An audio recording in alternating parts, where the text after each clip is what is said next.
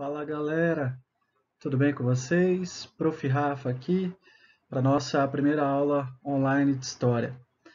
A nossa aula de hoje é referente ao tema 3, que está aí no slide. Lá na página 55 você vai encontrar no teu livro. E esse tema está diretamente ligado aos assuntos que a gente já trabalhou em sala de aula, que é a Revolução Industrial. Aquele momento que as fábricas começam a aparecer no mundo, lá na Inglaterra, na verdade, depois devagarzinho começa a se espalhar. E isso muda a sociedade.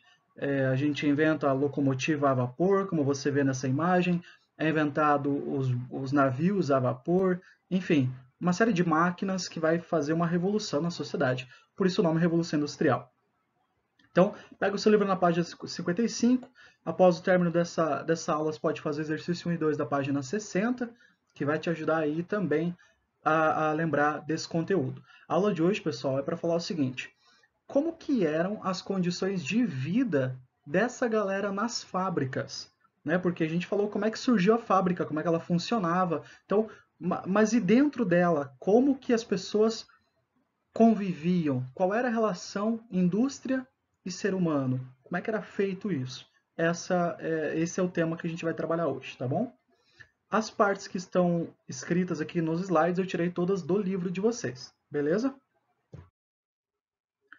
Bom, o livro ele começa o capítulo falando o seguinte: olha, marcar o surgimento das fábricas na Inglaterra. A gente já viu isso em sala. Então, o que marcou o surgimento da fábrica? Primeiro, está aí no slide: concentração dos trabalhadores no mesmo espaço. A gente viu muita gente trabalhando no mesmo galpão. Segundo, divisão de tarefas. Cada pessoa faz uma etapa da produção. Terceiro, fim da autonomia do artesão, ou seja, eu tenho alguém falando que horário que eu vou trabalhar, com o que eu vou trabalhar e o que eu vou produzir. Quarto, surgimento da figura do patrão, que é essa pessoa que eu acabei de falar, é o que vai dar as ordens para os empregados. Quinto, o trabalhador passou de produtor a operador de máquina, ou seja, eu lá que fazia a minha mesa de madeira, agora não. Agora eu vou operar uma máquina que faz alguma parte da produção de algum outro objeto. E por último, o ritmo da vida e do trabalho passou a acompanhar o tempo da máquina. Pessoal, o tempo antes, a natureza que fazia, pelo menos o ser humano olhava a natureza para fazer a sua medição de tempo. Era o ritmo da natureza. Agora não. Agora tem uma máquina que vai ditar o ritmo da minha produção. E aí o livro diz assim: a eficiência passou a ser medida pelo menor tempo gasto na produção. Em outras palavras, o tempo passou a valer dinheiro. Pessoal, eu expliquei isso para vocês em sala. A fábrica, ela possibilitou a diminuição do preço das coisas. Por quê? Porque ela é legal? Porque ela é show de bola? Não pelo lado benéfico, mas ela diminuiu o preço porque ela consegue produzir muito em menos tempo. A máquina permitiu isso. Lembra que eu dei o exemplo em sala, né? A pessoa que era um artesão 100%, fazia todas as etapas, ele demorava muito mais para fazer um produto. Na indústria, não. Você consegue fazer uma gama gigantesca, uma quantidade gigantesca de produtos num tempo bem menor. Isso vai fazer com que o preço diminua, tá? O segundo parágrafo diz assim: uma das mudanças de hábito mais significativa que a fábrica trouxe foi o controle do tempo. Com o relógio foi possível disciplinar o horário de entrada e saída dos trabalhadores, o horário de almoço e o tempo gasto para realizar as tarefas da produção. E, gente, é assim até hoje. Já pensou a sua vida sem esse controle do tempo?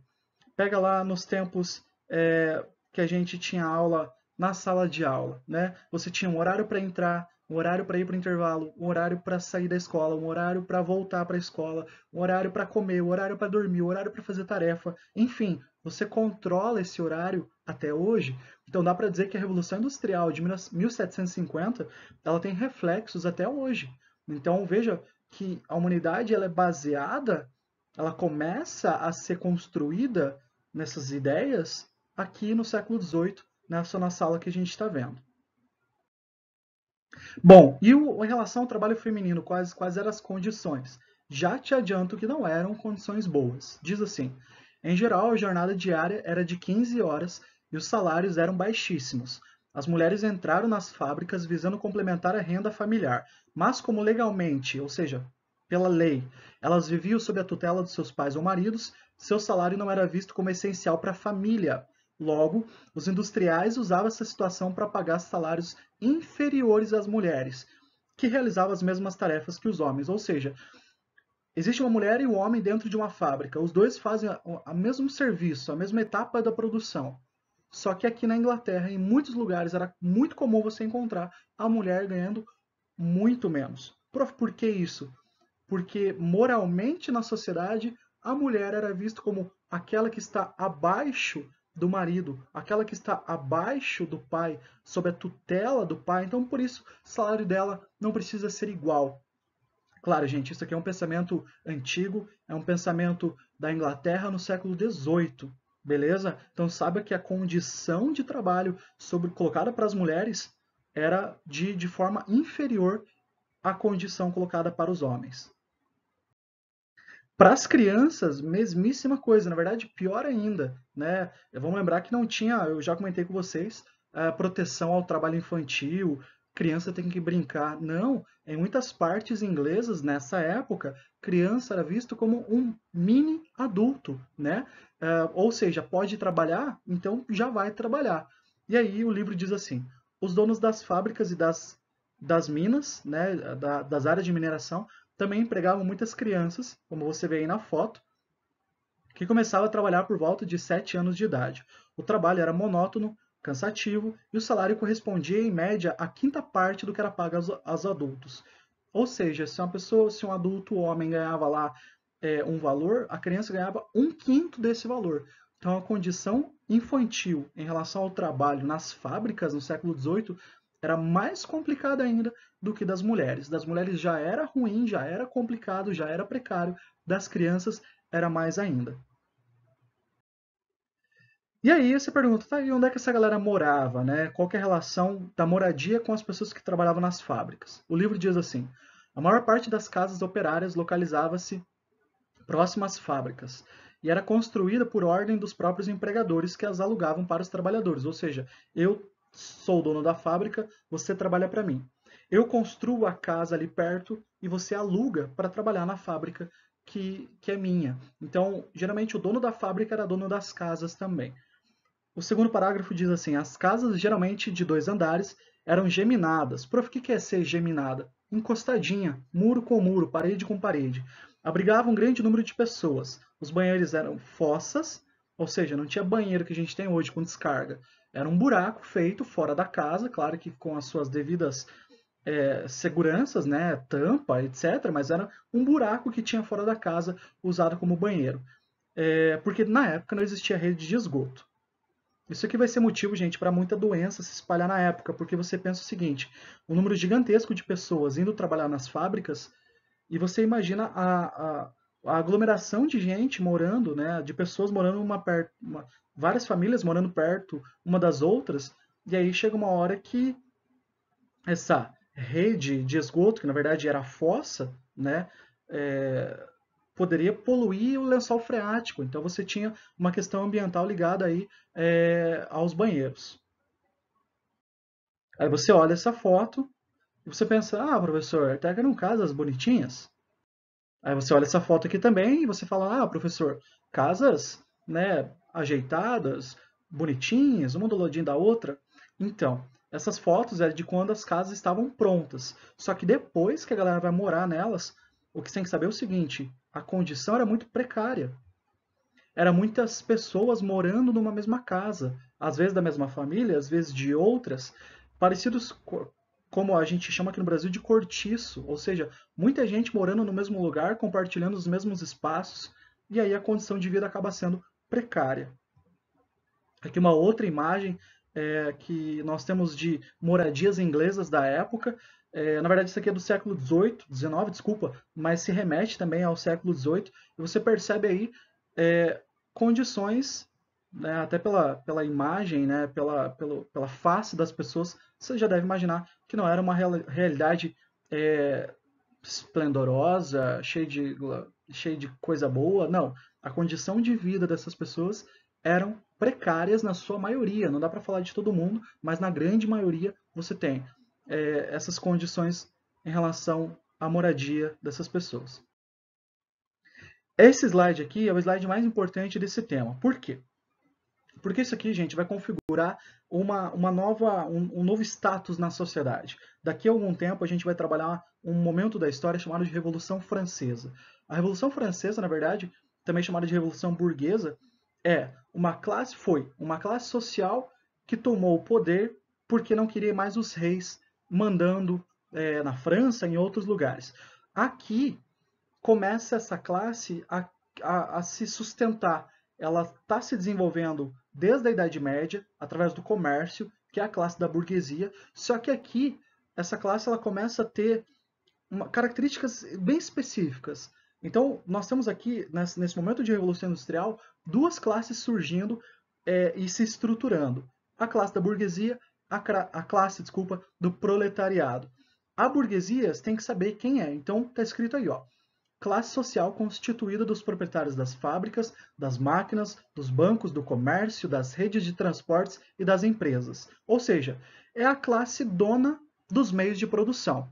Isso, na época, vai ser muito característico, porque são eles que vão começar a dominar, fazer um domínio social, tanto é que isso vai resultar na Revolução Francesa daqui um pouco. E a segunda classe é aquela classe que trabalha para a burguesia, dentro das fábricas, dos bancos, das fazendas, que é a classe do proletariado. Diz assim: classe social composta pelos operários que vivem do salário que recebem. Como não tem meios para sobreviver por conta própria, o operário vende a sua força de trabalho para o burguês em troca de um salário. Aquele exemplo que eu falei para vocês já, que é do artesão trabalhando para um patrão. Ou seja, o artesão trabalhando para um patrão é o proletário. O patrão é o burguês, ou seja, ele é dono da fábrica. Então vamos imaginar o seguinte: você é dono de uma fábrica de mesa, eu trabalho para a tua fábrica de mesa. Você é o burguês, eu sou o proletário. Ou o contrário, mas só para você entender. Então essas duas classes sociais, elas começam a se estruturar nesse momento de revolução industrial. Burguesia e proletariado, dono dos meios de produção, e a galera que vende a sua força física em troca de um trabalho, já que não tem os meios de produção, já que não tem as ferramentas, enfim. Então, esse é o slide que você tem que se atentar, né? Porque isso aqui vai espalhar pela Europa. A configuração social inglesa, ela vai se espalhar pelo continente europeu. Aqui uma imagem que você vê claramente o patrão, o burguês, que é o rapaz que está no meio da imagem, até vou marcar aqui, que está com a cartola, que está com o paletó, e os operários, né, o proletário, que é quem trabalha nas máquinas. Você vê alguns exemplos aí. Beleza? E aí, para finalizar, o livro traz o seguinte: algumas pessoas começam a não gostar dessa situação, porque qual que é a situação? A fábrica pagando pouco, a mulher sendo inferiorizada na relação da condição de trabalho, as crianças sendo exploradas, e algumas pessoas olham as máquinas como aquelas que detêm esse domínio. Então, eu, proletário, olho a máquina, fico com raiva da máquina. E aí, o livro diz assim, ó: uma das primeiras formas de resistência ao trabalho nas fábricas, ao sistema fabril, foi a ação dos quebradores de máquinas. Os quebradores lutavam contra as longas jornadas de trabalho, bem como defendiam a criação de leis trabalhistas, ou seja, que protegeriam os trabalhadores. Aí essa galera, olha só, diz assim o segundo parágrafo: eles invadiam as fábricas, em geral à noite, e destruíam as máquinas, e acabaram sendo reprimidos com violência. Teve quebrador de máquina que foi morto, foi preso, alguns exilados, etc. Então, perceba, muitas pessoas dessa realidade proletária, começaram a ter raiva das máquinas. E aí começaram a fazer esse movimento de quebrar as máquinas. Um dos grupos que é historicamente conhecidos é o grupo dos ludistas. É o grupo que iam nas fábricas à noite fazer a quebradeira aí das máquinas, tá bom? E aqui um exemplo, né? Essas duas pessoas não estão trabalhando, estão quebrando uma máquina de fabricar roupa, de fabricar tecido. Pessoal, é isso então. Resumindo desse tema, é importante saber qual é a relação das mulheres em relação ao trabalho, qual é a relação das crianças na condição de trabalhadoras, como eram as moradias dessas pessoas, as duas classes sociais que vão se estruturar aqui e que teve movimento de pessoas quebrando máquinas, quebrando é, é, equipamentos de fábricas por conta dessa condição social que na maioria das vezes era colocada de forma exploratória. Pessoal, é isso. Muito obrigado pela atenção. Diga tchau.